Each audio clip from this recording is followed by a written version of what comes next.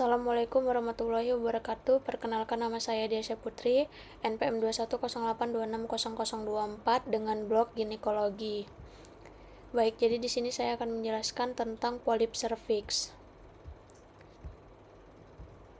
Nah, jadi polip serviks ini adalah pertumbuhan jaringan jinak pada permukaan leher, rahim, atau serviks.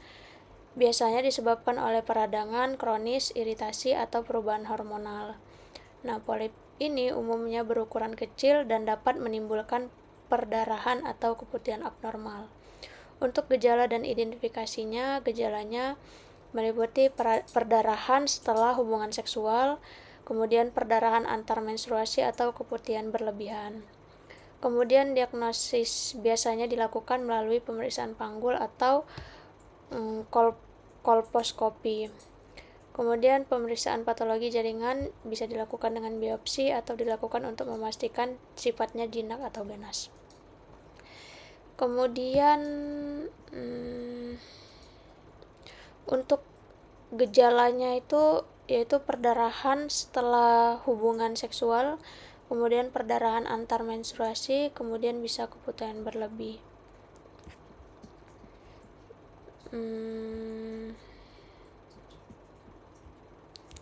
Ini untuk pengobatan polip serviks.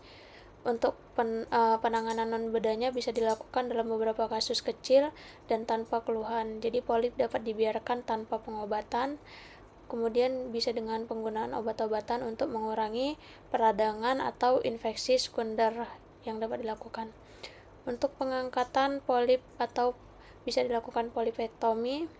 Pengangkatan polip ini dilakukan secara sederhana dengan pencabutan polip menggunakan forceps khusus. Nah, prosedur ini biasanya dilakukan di klinik dengan anestesi lokal.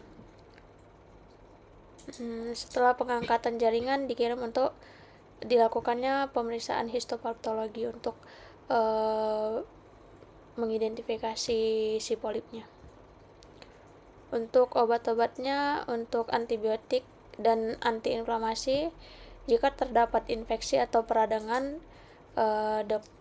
maka bisa diresepkan antibiotik seperti metronidazole 500 mg diminum 2 kali sehari selama 7 hari, atau juga bisa diberikan doxycycline 100 mg diminum 2 kali sehari selama 7 hari. Untuk obat antiinflamasi nonsteroid atau NSAID dapat digunakan untuk mengurangi nyeri dan inflamasi. Misalnya bisa diberikan ibuprofen 400 mg kemudian diminum 3 kali sehari sesuai kebutuhan. Kemudian terapi hormonal, pada beberapa kasus dengan faktor hormonal, terapi progesteron dapat diberikan, contohnya medroxyprogesteron asetat 10 mg per hari selama 10-14 hari dalam siklus menstruasi tertentu. Kemudian untuk kesimpulannya, biasanya polip serviks ini biasanya jinak dan dapat diatasi dengan pengangkatan sederhana. Obat diberikan sesuai kebutuhan, khususnya jika ada infeksi atau peradangan. Tindak lanjut dan pencegahan penting untuk menjaga kesehatan serviks.